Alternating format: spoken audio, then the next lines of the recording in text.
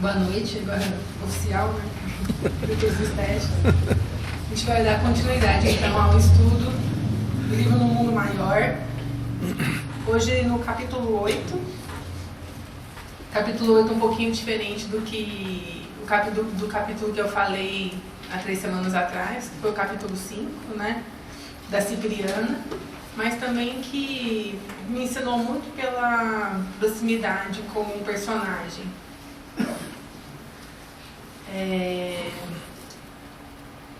Eu queria agradecer a oportunidade de vocês estarem aqui me ouvindo, né? Me ajudando a aprender um pouquinho.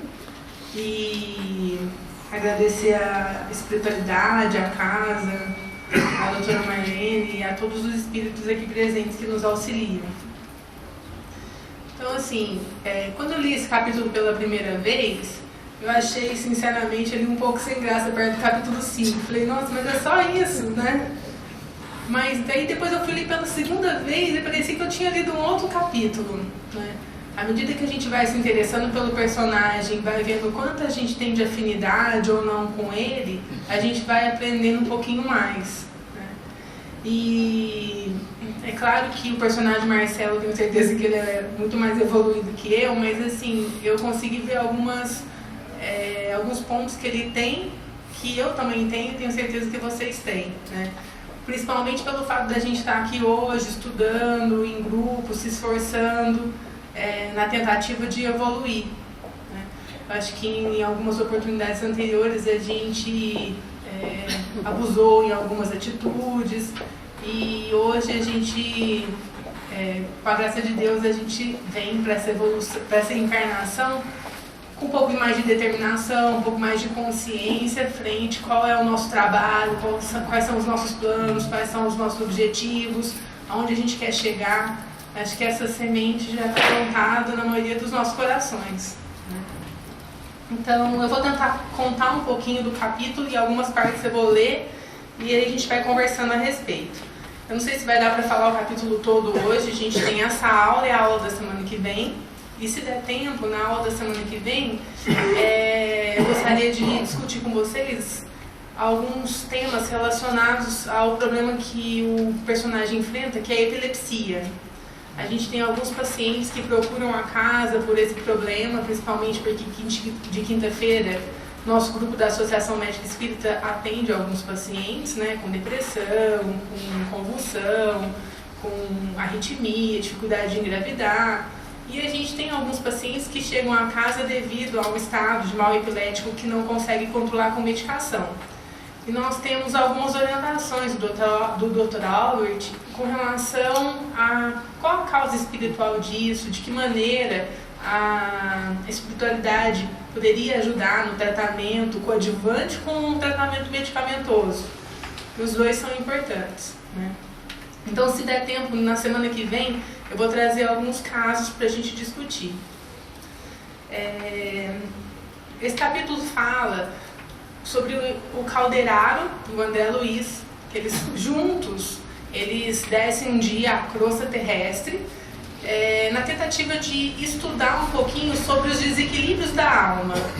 Calderaro tinha prometido a André que ia explicar para ele um pouquinho mais sobre o desequilíbrio da alma. E aí, logo que ele chega na crosta, ele fala que basicamente já era um caso quase que vencido, porque o personagem ele já apresentava sintomas, ou ele já estava em tratamento, ele já mostrava um resultado.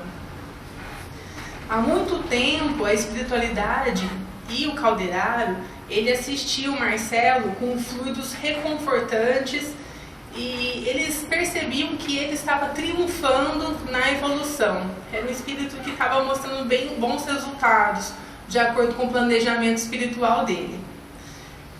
Dizia também que o Marcelo era uma pessoa muito dócil à influência dos espíritos. Por que ele conseguia isso?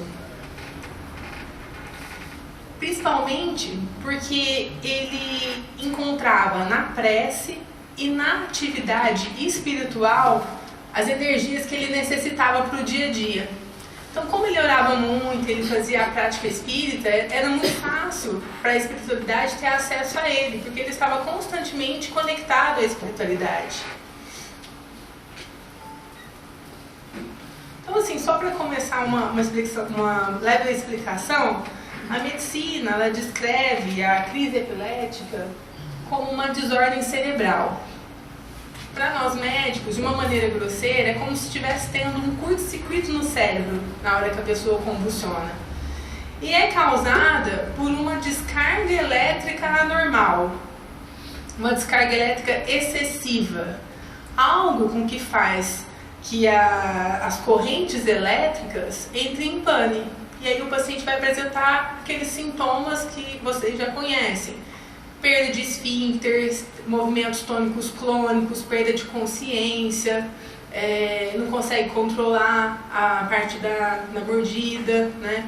Então, há diversos tipos de crises parciais, crises complexas, generalizadas, tônico-clônicas. E quais são as causas dessas crises epiléticas? É multifatorial. Pensando um pouco na parte orgânica, essas crises podem ser causadas por trauma, o paciente cai, tem um traumatismo craniano, então forma um hematoma na cabeça, por álcool, por drogas, alguns medicamentos. Nos idosos, é muito comum o paciente idoso convulsionar quando está com alguma infecção, seja ela pneumonia, meningite, algumas doenças neurológicas, onde os pacientes têm algum cisto, algum tumor, tudo isso são causas orgânicas de convulsão.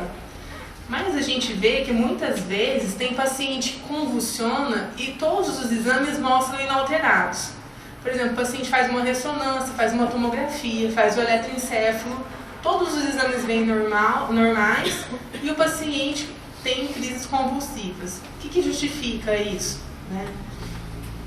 E no livro Grilhões Partidos, do Divaldo Pereira Franco, ele fala que nesses casos onde não se acha um diagnóstico orgânico, mesmo nesses casos temos que levar em conta os fatores kármicos incidentes para impor ao devedor o precioso reajuste com as leis divinas, utilizando-se do recurso da enfermidade resgate, expiação purgatória, de elevado benefício para todos nós. Então, olha o que o Divaldo fala, mesmo que a gente não encontre uma causa orgânica que justifique o acontecimento, a gente não pode esquecer desses fatores kármicos. Então, eu estava falando para vocês que o Marcelo encontrou na prece e na atividade espiritual o suprimento necessário das energias que necessitavam. E aí na segunda-feira, não sei porque eu acordei, tem uma pilha de livro no meu criado e eu peguei um livro, junto com esses que eu tinha aqui, estava preparando a aula no final de semana, eu ia montar os slides. E é um livro que eu mais gosto particularmente, que é Horizontes da Mente, que eu ganhei de um amigo aqui do centro, é do Miramês. É fantástico esse livro, assim, vale a pena ler, reler, resumir. E no livro Horizontes da Mente, ele fala que o poder da prece nos mostra, pela estrutura evolutiva do espírito, que quanto mais amor tem a alma, mais prodígio ele faz através das rogativas. Então, quando a gente fala que através da prece ele conseguia vencer as dificuldades do dia a dia, o livro deixa claro, ele fala sobre as escalas de oração e fala sobre cada nível de oração que chega ao alto, né? Mas de uma maneira falando assim, que quanto mais amor a pessoa tem no coração, e aí ele fala da importância da gente perdoar o próximo antes de rezar, porque como que a gente pode orar, pedir a Deus com um ódio, alguma amargura dentro do coração? À medida que a gente dilui isso, mais efetiva é a nossa prece. E ele fala lá que o poder da súplica é sem limite. E, além disso, quando ele fala que sobre a atividade espiritual, né, sobre a caridade nos garante e propicia um poder maior de fé, de modo a aumentar a esperança no que pretendemos receber pela oração. Olha que interessante. À medida que a gente atua de acordo com o que a espiritualidade espera da gente, Isso nos proporciona ter mais fé. E essa fé aumenta a nossa esperança naquilo que a gente está pedindo. Então vocês vejam como tudo está interligado, né? A oração, a gente vai ver mais para frente que o estudo e a prática da caridade, né? Tudo se interliga. É como se fosse assim, o beabá para a nossa evolução, né? A gente vai vendo. E aí, assim, o problema da perturbação essencial, o Calderaro fala que já tinha resolvido. O reajustamento dele veio acontecendo desde quando ele reencarnou, que ele ocupou já o corpo físico, mas que perseverava ainda algumas recordações remanescentes dos dramas vividos no passado. E esses dramas eram representados na vida atual através das crises convulsivas que ele apresentava. Tudo isso, Calderaro explicava que era uma ação reflexa da alma dele. Por isso que quando ele chama o André para explicar sobre os desequilíbrios da alma, era um desequilíbrio da alma dele, que a gente vai ver mais para frente como que isso funcionava nos corpos sutis, no perispírito, dando as crises convulsivas. E aí uma frase importante que o livro fala que é assim: se o mal demanda tempo para fixar-se, é óbvio que a restauração do bem, ela não é instantânea. Então veja como é importante a gente analisar as nossas atitudes no dia a dia. Porque às vezes uma atitude nossa causa um estrago, uma consequência tão grande, que às vezes nós demoramos mais de uma encarnação para conseguir recuperar o estrago causado no nosso perispírito frente àquelas circunstâncias que a gente se expôs. E muitas vezes a gente se expõe por falta de conhecimento. Mas quantos de nós, tendo conhecimento, ainda se arrisca e não consegue ter a atitude correta, né? A gente tem o conhecimento e aí a gente lembra muito de Paulo, falando que ele sabia, né, mas que ele não conseguia colocar em prática, né? E assim ocorre com a doença e a saúde, com o desvio e o restabelecimento do equilíbrio. E aí a gente vê, né, como é difícil, tentando colocar, a cada momento que eu li o livro, olhar para dentro de nós e ver quais são as consequências que hoje a gente vive de atos que a gente cometeu anteriormente, ou até mesmo nessa vida.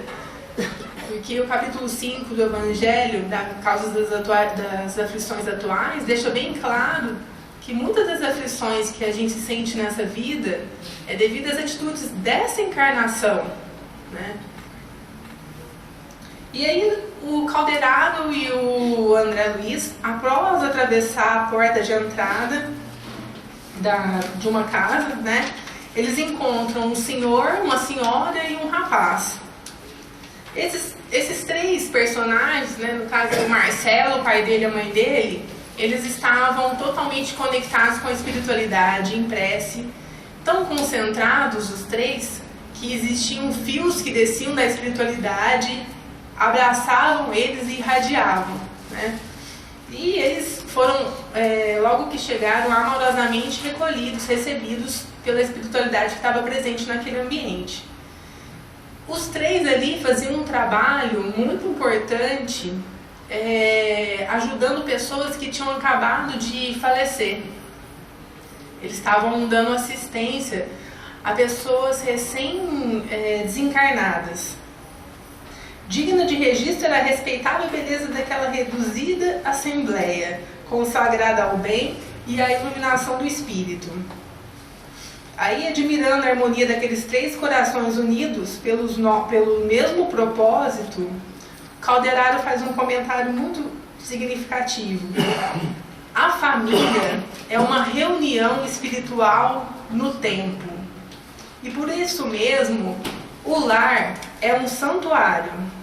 Muitas vezes, normalmente na Terra, vários dos seus componentes se afastam da sintonia com os mais altos objetivos da vida. Todavia, quando 2 ou 3 de seus membros aprendem a grandeza das suas probabilidades de elevação, congregando-se intimamente para as realizações do Espírito Eterno, são de esperar maravilhas edificantes. E assim, graças a Deus, eu pude lembrar muito do meu lar, né, quando eu li essa frase, porque isso foi uma coisa que eu aprendi muito com meu pai. Porque assim, ele sempre falou, a minha casa é um santuário, né? Então assim, eu não admito que vocês mintam, que vocês brigam, que vocês façam daqui uma desordem, né? E a vida inteira a gente morou com a minha avó. Meu pai ele veio de uma casa com 10 irmãos. E a minha mãe tem um irmão. Essa minha avó é mãe da minha mãe. Então assim, meu pai já veio de um santuário, que pela descrição a casa dele era um verdadeiro santuário, né? A forma como minha avó criou esses 10 filhos, a forma como eles recepcionavam a todos os vizinhos. Então é uma coisa assim que humildemente, não tinha nada de luxo, mas era um lugar assim que eu falo, queria tanto ter feito parte desse santuário, né? E eu só não fiz porque meu pai é o caçula. Então, graças a Deus, eu acho que isso é muito importante da gente colocar em prática nos dias de hoje, né? Fazer valer com que o nosso lar, mesmo que seja de pequenas pessoas, seja um santuário. Porque a construção disso no coração das crianças é muito importante, né? É isso que a gente leva para o futuro como exemplo, como fortaleza, né, para as dificuldades. Quantas vezes, hoje mesmo morando sozinha, num momento de dificuldade, eu me conecto àquele ambiente, porque é um ambiente de sustentação, de paz, né? Por isso que a gente fala tanto aqui no centro a importância da prática do evangelho no lar, né? Porque isso acaba ligando nós à espiritualidade, os espíritos da mesma casa, né? Quantos espíritos reencarnantes ali naquele lar, que às vezes não são espíritos afins, né?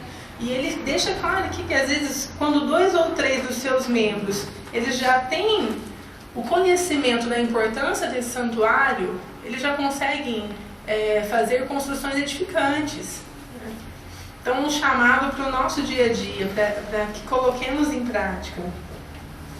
E o trabalho de socorro a irmãos sofredores prosseguiu ativo ao lado dos dois.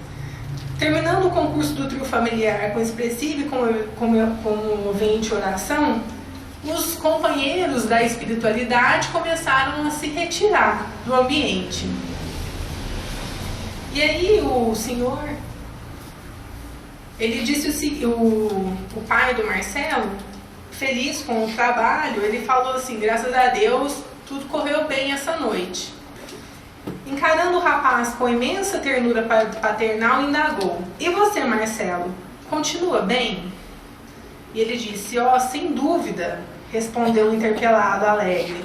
Estou maravilhado, papai, com os excelentes resultados que venho colhendo em nossas reuniões de quinta-feira. E aí ele pergunta, e você está tendo aqueles ataques noturnos? Porque antes o Marcelo tinha muito ataque epilético durante o sono.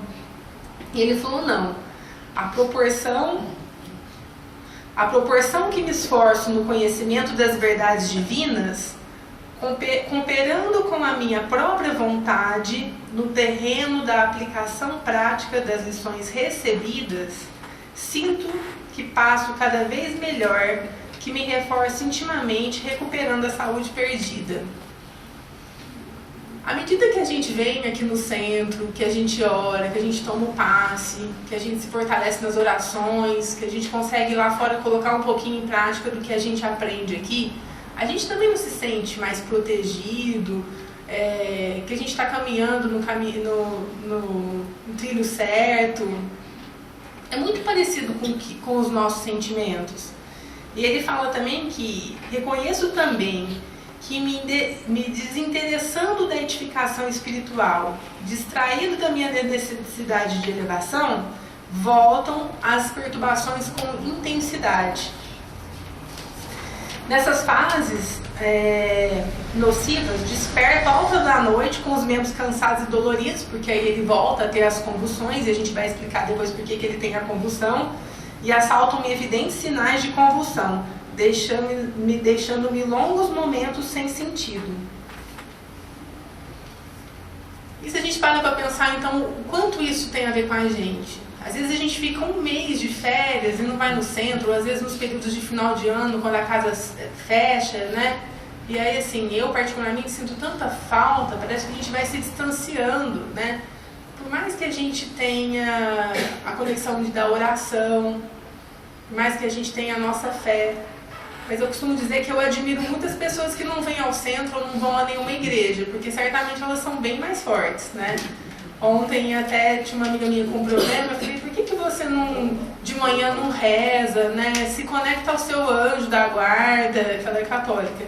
Eu falei, pede para que ele te dê força, você trabalha num lugar tão pesado, que desprende tanta energia, tenta se conectar. E aí ela falou assim, mas você se conecta, vai vir e mexe, você também está doente, também tem seus problemas, né? Então esse negócio de anjo, não vem me falar. Aí eu falei, então, mas já pensou se eu falei, se eu não fizesse isso, eu já estava internada no hospital psiquiátrico. Por isso que eu vou 2 vezes e rezo. Então, eu admiro essas pessoas que têm uma certa força sem se conectar à espiritualidade. Ou de maneira direta, como a gente faz. Porque, indiretamente, no dia a dia, agindo corretamente, moralmente, tentando dar o melhor do coração, as pessoas também estão conectadas com a espiritualidade, né? Não precisa estar dentro de uma casa espírita para se conectar a Deus, pelo amor de Deus, né? Mas é a ação, não adianta também a gente vir todo dia e sair ali fora e não lembrar de colocar em prática o Evangelho, né? Mas foi isso que eu quis dizer a ela.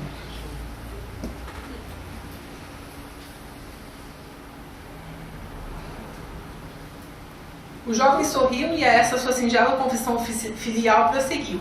Felizmente, porém, agora que me consagro zeloso e assíduo à tarefa espiritualizante, reconheço que os passos da mamãe são mais eficazes. Estou mais receptivo e observo que a boa vontade é fator decisivo no meu bem-estar. Às vezes a gente vem no centro para tomar o passo, sai daqui e fala, hoje foi fraco. Hoje o passo foi muito forte, né? E às vezes é que a gente não está conectado à espiritualidade. Eu lembro que eu já contei para vocês, uma amiga minha me ligou e falou assim, Thalita, você que vai nesse monte de centro, qual que é o mais forte? Porque eu estou com um problema muito grave. E eu parei para pensar qual que era o mais forte. E no telefone eu fiquei assim, nossa, sim. Aí na hora que a espiritualidade falou, eu falei, não tem o mais forte, né? Tem a nossa ligação com a espiritualidade. Não existe esse negócio do mais forte. E é isso. Quantos de nós se prepara para vir aqui receber o passe, né? Quantos de nós se conecta com o nosso mentor desde manhã? E não é só na quinta-feira, mas ao longo da semana. Às vezes a gente lembra de Deus ou do mentor só na hora que está virando ali a esquina, né? Nossa, vamos conectar, porque eu tenho que ir lá, fui lá, passei na orientação. Só que aqui é um fragmento, é 1 hora de um dia de 24 horas, numa semana de 7 dias, é um pouquinho, né? E às vezes hoje em dia a gente passa muito mais tempo na internet do que ligado a Deus, né? Então assim, se a gente, às vezes eu penso, um dia eu pensei, se a gente colocar o Facebook lá na última página do celular, e toda vez que eu tiver que nele eu lembro de Deus, você começa a perceber o quanto você não reza, o quanto você não mentaliza o seu mentor, né? Então, isso é bem complicado. E ele fala assim que os ouvintes se entreolharam contentes e o entendimento íntimo continuou edificante e repleto de belas sugestões. O assistente, preparando-me o raciocínio, informou. Ele fala que, certo, não precisarei esclarecer que Marcelo se entretém com os pais. Marcelo possuía outros irmãos, mas ele que tinha mais afinidade com os pais e ele que se dispôs a trabalhar nesse trabalho com os pais, né, junto à espiritualidade. Uma outra coisa que eu queria falar aqui que eu esqueci é o seguinte, com relação à vontade. Ele fala assim, estou mais receptivo e observo que a boa vontade é fator decisivo para o meu bem-estar. E eu lembrei da aula do André, do físico, né? Ele falava assim, que a vontade, quando a gente tem vontade no bem, nós mudamos a frequência dos nossos pensamentos. A gente irradia uma frequência diferente. E aí essa vontade ela estabelece de imediato uma sintonia com a espiritualidade. Então veja como é importante essa nossa vontade junto à oração. Que à medida que a gente tem a vontade, a gente já mudou o padrão vibratório, né? Você vai lá, faz uma prova, não passa. Aí passou aquele período de tristeza, a partir do momento que você já sente vontade em lutar de novo para conseguir um emprego, para conseguir qualquer coisa que seja, você já saiu daquele padrão vibratório de derrota. E isso faz com que a gente crie uma sintonia com o nosso mentor, com o nosso anjo da guarda, com a espiritualidade, de uma forma que a gente consiga receber o que o plano passa para a gente. Porque assim, a espiritualidade está 24 horas com a mão estendida. Só que a gente só vai receber se a gente se conectar, se a gente estender a mão, né? E aí vai ter uma parte aqui que me chamou muita atenção, porque fala que Marcelo, ele pede por anos, suplica por anos auxílio da espiritualidade e ele não é atendido. Eu falei, nossa, mas agora eu estou desesperada, né? Que falam que quando a gente morre é só suplicar de coração que vem, e aí por que o moço ficou anos lá, né? E não chegou para ele fácil, não. Então ele fala que, certo, não precisarei esclarecer, né? Porque ele era um espírito mais afim que os outros irmãos. Ele é portador de sentimentos elevados e generosos, tem, como quase todos nós, um pretérito intensamente vivido nas paixões e nos excessos. E aí eu parei para pensar, né? Com relação a essa parte de pretérito intensamente vivido nas paixões e nos excessos, será que todos nós temos humildade, coragem de tentar pensar quais foram os nossos excessos e as nossas paixões do passado? Porque assim, muitas vezes a gente está aqui, a gente se coloca numa posição de santo e aí fala, ah, fulano devia estar ouvindo isso, né? E a gente, né? O que a gente cometeu de errado? Quais foram as nossas atrocidades? Se a gente não tiver humildade de começar a pensar o que a gente fez de errado, ah, mas eu não sei, graças a Deus, Deus me deu um esquecimento do passado. Tudo bem. Só que lá na nossa consciência, no nosso íntimo, nós sabemos realmente quais são as nossas má tendências. Basta saber o que é que a gente tem que se esforçar no dia a dia para vencer. Cada um tem a sua dificuldade. Por mais que não fale, não deixe transparecer, ou que só os amigos da casa consigam ver. Mas cada um sabe se a sua dificuldade é na compulsão, se é um distúrbio no sexo, se é uma ganância, se é no egoísmo. E se a gente não começar a trabalhar essa parte, a gente nunca vai se autoconhecer. E se a gente não se autoconhecer, a gente não vai ter como fazer reforma íntima. Então é como estar aqui fingindo que está evoluindo, concorda? É como se eu falo para o paciente, o senhor vem aqui, não toma o remédio, não faz os exames, e aí eu te recebo, te examino, o senhor está fingindo que está tratando, eu estou fingindo que eu estou te tratando. Então esse para mim é o pior paciente, nem se esforça. Mas quantas vezes a gente está aqui nessa posição? A gente está fingindo que está evoluindo. E muitos de nós vamos falecer, vamos chegar lá do outro lado, totalmente despreparado, porque não sabemos nem quem somos. O simples fato de sermos espíritas, estarmos aqui estudando junto numa casa espírita, pode criar na nossa mente uma condição de superioridade frente às demais religiões, por sermos, somos esclarecidos, o espiritismo é a terceira revelação. E aí, o que isso importa? O que a gente está fazendo de diferente para mudar o nosso dia a dia? Para realmente vencer as nossas dificuldades e conseguir evoluir. Então ele fala que todos nós temos um passado, um pretérito intensamente vivido nas paixões e exerceu-se outra, e o Marcelo em particular, ele exerceu em outra hora um enorme poder de que não soube usar no sentido construtivo. Ele... Deixa eu mostrar aqui para eu ir acompanhando com vocês. Senhor de vigorosa inteligência, planou em altos níveis intelectuais, de onde nem sempre desceu para confortar ou socorrer. Portador de vários títulos honoríficos, muitas vezes ele esqueceu, precipitando-se na vaga comum dos caprichos criminosos. Impôs-se pelo absolutismo, intensificou a lavra de espinhos que o dilacerou mais tarde. Chegada a colheita de Nefanda Messi, que eu procurei como assim, da avaliação das almas no trabalho, ele experimentou sofrimentos atrozes. Inúmeras vítimas o esperavam além do sepulcro e arremeteram contra ele. Entretanto, cerrou clamorosamente. Ele também, em muitas ocasiões, ele desejou ser bom e formou dedicações valiosas em torno do seu nome. Tais devotamentos, contudo, houveram que aguardar uma oportunidade para auxiliá-lo. Então você vê que ele errou. Ele prejudicou muita gente. Mas em meio a isso, ele, em alguns momentos dessa encarnação que ele errou, ele também quis ser bom. E ele também fez coisas boas. Mas ele fez tanta coisa ruim que essas coisas boas tiveram que esperar a hora certa para fazer valer a atitude. Então aquela frase que eu falei no começo, que o mal demora para se instalar e depois o bem demora para limpar, a gente vai ver aqui o porquê disso. Os inimigos eram uma massa compacta e gritavam furiosamente. Às vezes está separado assim, que eu copiei de um PDF e eu não consegui.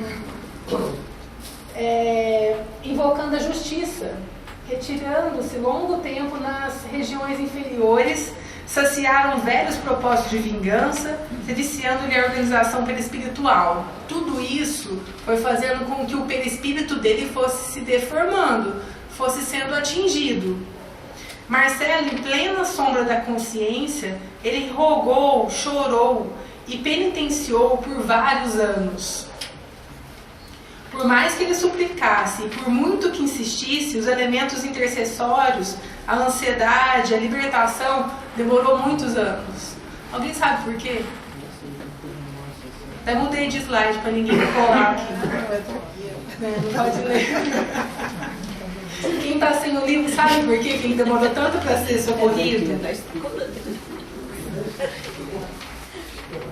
Na hora eu perguntei, eu falei, mas nossa, coitado, né? Ele tentou ser bom. Por que ele pediu, por que ele suplicou por tantos anos e não foi atendido, né? Culpa dele. Seguinte. Por causa do remorso. Ele fala que o remorso é sempre o ponto de sintonia entre o devedor e o credor. E o nosso amigo trazia a consciência fustigada de remorsos cruéis. Os desequilíbrios perispiríticos flagelaram-no assim, logo que atravessou o pórtico, né, logo que ele desencarnou. Então, se a gente parar para pensar, na hora eu já estava assim, nossa, mas ele rezou tanto, ele pediu tanto, por que ele não conseguiu? Por conta dele mesmo, a consciência dele não deixava ele se distanciar era o credor e os devedores, né? E aí voltei ao livro Horizontes na Mente. O perispírito tem associações profundas com as glândulas de secreção interna através dos centros de força. Porque a gente não falou que aquela raiva que estava no coração aquela raiva que estava nos espíritos querendo vingança, tudo isso foi lesando o perispírito dele. Então a gente sabe que o perispírito ele tem uma associação profunda com as glândulas de secreção interna através dos centros de força. Eu peguei aqui uma aula emprestada do Maida que ele explica a figura dos plexos e do centro de força. Essa figura aqui tem os pontinhos vermelhos aqui do lado da esquerda e fala que a figura mostra a localização dos centros de força, destaque em vermelho, e as suas ligações com os plexos. Graças a essas ligações, há um processo interativo entre ambos, os plexos e os centros de força. vou ler por aqui. Graças a essas ligações, há um processo interativo entre ambos, sistema de força e centro de força, e agem reciprocamente uns com os outros. Então aqui estão os plexos, plexo laríngeo, cardíaco, esplênico, gastro, e aqui os centros de força. Coronário, frontal, laríngeo, cardíaco, esplênico.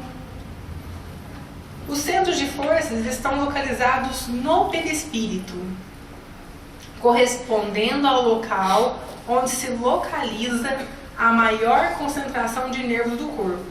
Os centros de força dos plexos, eles são transdutores de energias cósmicas, telúricas ou quaisquer energias do universo. E é sob o comando dos centros de força, do perispírito, que se processa a interação energética total entre o corpo físico e o perispírito.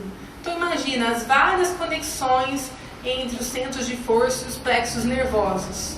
Se a gente tem um problema no perispírito, tudo isso vai refletir no nosso corpo. Por isso que ele coloca, é sobre esse comando que o perispírito reflete no corpo físico. As forças espirituais e as cósmicas, vindas do espaço ou da Terra, penetram nos centros de força, situados no perispírito, e daí passam aos plexos orgânicos, e desses aos nervos, transitando assim por todo o corpo. Se a gente parar para pensar, mesmo que a gente não consiga entender a fisiologia disso, dá para entender por que uma lesão no perispírito poderia causar uma convulsão. Imagina a interação dos centros de força com os plexos nervosos e o reflexo desse perispírito frente ao corpo físico. Então, essa mensagem defeituosa faz com que as pessoas tenham diversas doenças, não só uma crise convulsiva, né? Então, voltando aqui nessa frase, o perispírito tem associações profundas com as glândulas de secreção interna, através do centro de força. A glândula que controla as emoções, isso está no livro Horizontes da Mente. A glândula que controla as emoções, serenando ou agitando o sangue, inflama-se com determinados pensamentos, vicia-se e começa automaticamente a perturbar o organismo, ou a colocá-lo na mais elevada serenidade. Então imagina a mensagem do perispírito para essa glândula e a capacidade da nossa mente, do nosso pensamento de serenar o nosso corpo ou de agitar o nosso corpo. Se alimentarmos ideias de ódio, de vingança ou de remorso, que era o caso do Marcelo, elas vasculham o nosso cosmos celular, queimam a nossa força vital, desnutrindo-nos, e ao passar pelos centros energéticos, desencadeiam um mundo de distúrbio, de modo a fazer a alma sofrer as consequências daquilo que provocou. Então, olha como que fica claro com a explicação do Horizontes da Mente.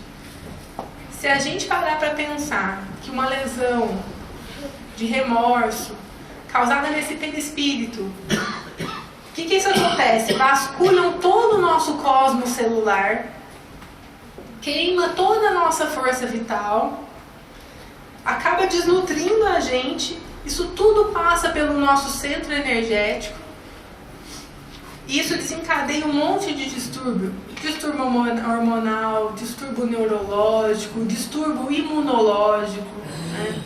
Acho que dá para entender um pouquinho o porquê que ele tinha a convulsão. O perispírito, danificado pelas ações, afetará o corpo físico em uma ou em outras reencarnações. Às vezes são em várias reencarnações que ele vai convulsionar.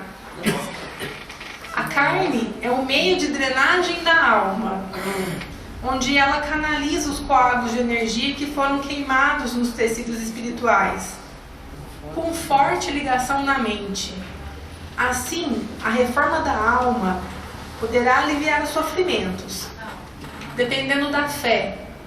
E aí era por isso que ele já tinha os sintomas aliviados, pela fé dele, pela oração, pela conexão dele com a espiritualidade e com a vontade dele que aí, mais uma vez, a vontade muda a nossa frequência, a nossa sintonia, e automaticamente nos conecta com a espiritualidade. Ela nos sintoniza com a espiritualidade. Então, a reforma da alma pode aliviar os sofrimentos dependendo da fé e da boa vontade e da evolução espiritual do ser. Alguma pergunta até aqui? Ficou claro a forma como...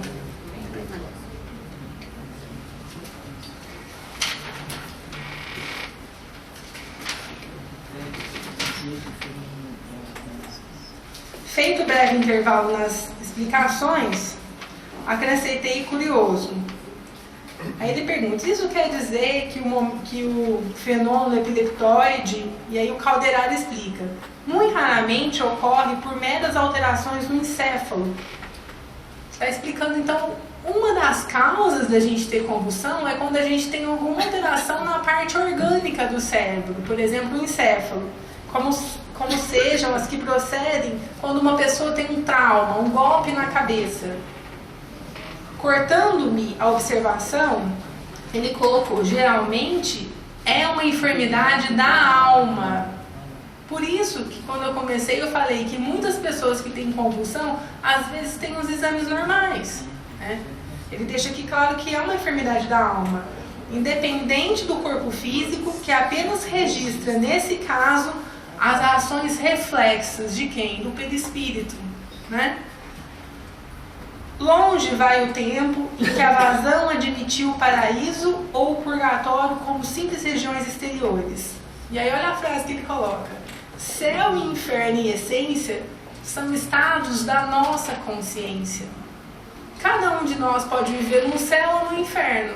Depende da nossa mente, do nosso pensamento, da nossa conexão. Com quem que a gente está se conectando, né? Por que tem pessoas que daí a força do pensamento, e esse livro ajuda muito a gente a trabalhar do pensamento, a importância do pensamento positivo, né? E se alguém agiu contra a lei, ver-se-á dentro de si mesmo em processo retificador, tanto tempo quanto seja necessário. Ante a realidade, portanto, somos compelidos a concluir que existem múltiplas enfermidades para as desarmonias do corpo e outras inúmeras para os desvios da alma. Então é muito difícil ser médico, né? E ele vai explicar aqui que o melhor médico é o próprio paciente. Que o próprio paciente tem capacidade de se curar frente a qualquer enfermidade. E no livro ele explica que Jesus veio para ensinar isso. A todos conseguir a sua autocura, né? Se você ver, assim, futuramente, a gente não precisa do passe, da água fluidificada, do médico, né? À medida que a gente transforma a nossa mente, purifica o nosso perispírito.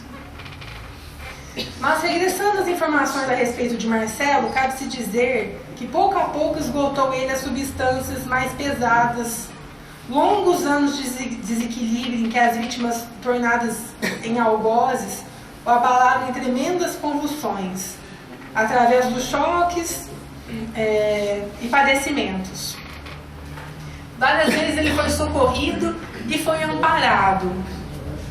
Indagou ansioso por almas que lhe eram particularmente queridas, quando ele teve essa consciência.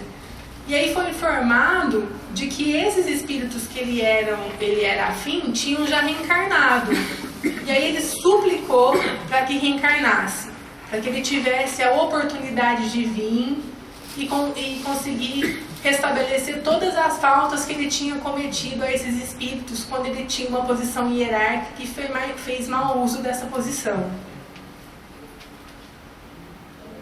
Tornou a esfera carnal e reiniciou o aprendizado.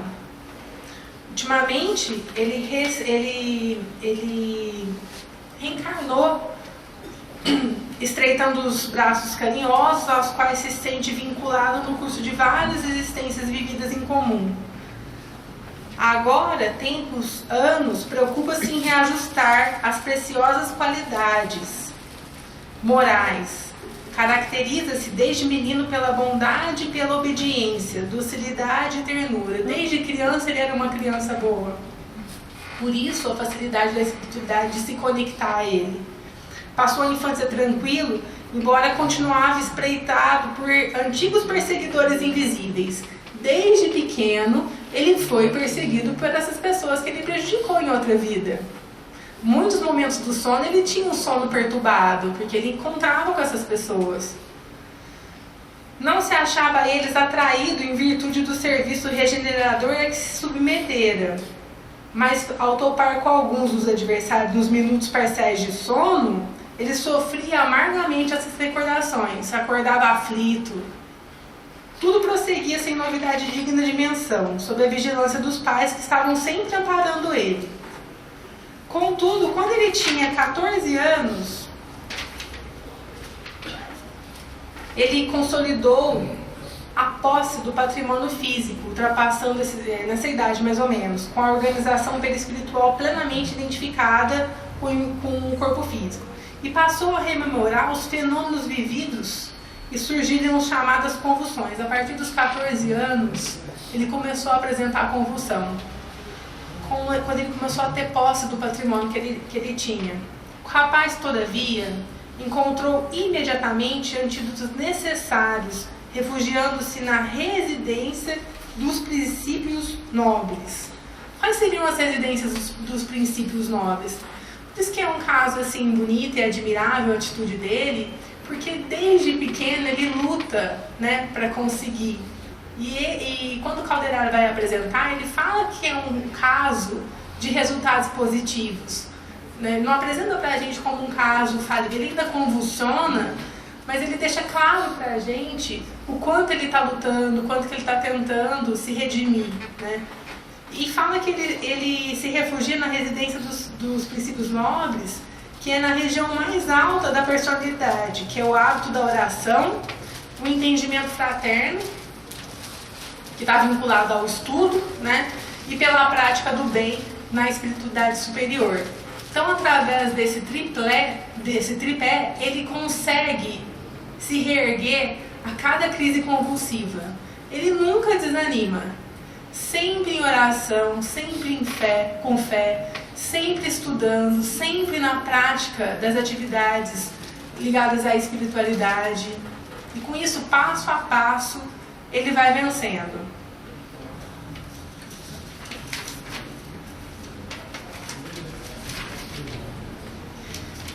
Só mais um pedacinho aqui. Ele limitou a desarmonia neuropsíquica, ele reduziu a disfunção celular, conquistando o próprio equilíbrio dia a dia, mobilizando as armas da vontade. Ele tinha vontade de vencer. Quantos de nós temos vontade? Às vezes a gente simplesmente reclama que foi esquecido, reclama que foi abandonado, que as coisas não aconteceram da forma como a gente desejou. Mas quantos de nós conseguimos sair da inércia? Quantos de nós tomamos uma atitude, damos um passo à frente? Às vezes, eu lembro que quando eu comecei aqui, o Rodrigo falou assim pra mim, só vou te pedir uma coisa, não falte. E eu falei, só isso? Não faltar é uma coisa difícil no começo, porque a gente tem outras atividades, né? Hoje já faz parte da gente aqui, é como se fosse não é mais uma responsabilidade, porque a gente costuma dizer assim, graças a Deus hoje é quinta, né?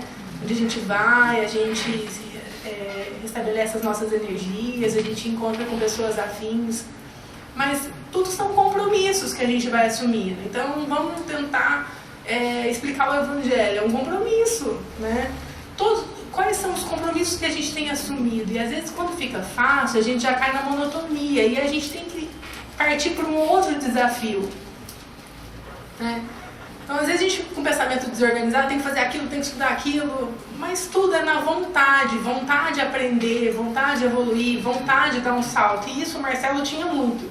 Nesse esforço dentro do qual se fez extremamente simpático, ele recebeu a vultuosa colaboração da esfera superior, porque era um esforço construtivo no bem. Recebendo a luta com serenidade e paciência, instalou em si mesmo valiosas qualidades receptivas. Quanto esse moço tinha uma vontade mesmo? Porque imagina, frente a crises convulsivas, quantos de nós não teria desanimado, se achado doente, ser achado assim um azarado, né? Porque comigo, né? E ele não desistiu. Essa vontade dele fazer com que ele fosse constantemente amparado pela espiritualidade, pelo seu mentor. E nos momentos do sono, por mais que ele se encontrasse com esses espíritos que ele era devedor, ele também se encontrava com o mentor dele, se encontrava com o calderaro e recebia informações de como ele tinha que agir, de como que ele tinha que prosseguir, né? Diferentemente, se a gente não agisse da mesma forma que ele, a gente ia tendo crises e mal epilético cada vez mais forte, porque a gente não ia dar condição para que a espiritualidade se conectasse a nós mesmos. E recebendo a luta com serenidade e paciência, instalou em si mesmo valiosas qualidades receptivas, favorecendo-nos o concurso e dispensando por si mesmo a terapêutica dos hipnóticos ou dos choques. Essa vontade dele, essa luta dele fez com que ele conseguisse parar de tomar remédio, que ele conseguisse parar de receber os choques, a qual, provocando estados anormais no organismo perispirítico, quase sempre, nada consegue senão deslocar o mal, sem combater a origem. Quando a gente, é lógico, ainda mais na posição de médico, a gente sabe o quanto um remédio para uma crise convulsiva é importante, né? O quanto um hipnótico é importante. Mas olha a evolução desse protagonista. Ele conseguiu se livrar disso e a espiritualidade deixa claro para a gente de que esses hipnóticos, esses remédios, eles não consertam nada. Eles apenas aliviam essa sensação. Eles adiam isso para depois, né? Então, é como se fosse uma depressão. É importante o antidepressivo, é claro, mas se nós não trabalharmos a causa da depressão, aquilo que machuca a gente, se a gente não conseguir consertar o nosso perispírito, a gente vai carregar isso para uma outra vida, né? Então não adianta a gente se esconder atrás dos remédios. O remédio é um gatilho. Mas não um gatilho para a gente ir lá e fazer atividade física, para a gente conseguir conviver num ambiente social. Não é isso. É um gatilho para que a gente consiga trabalhar espiritualmente na nossa cura. E aí ele fala que por que a gente consegue ser o nosso próprio médico. No caso de Marcelo, oferece por isso características valiosas, atendendo às sugestões daqueles que o beneficiam, adaptando-se à realidade, vem sendo médico de si mesmo, e essa é a única fórmula em que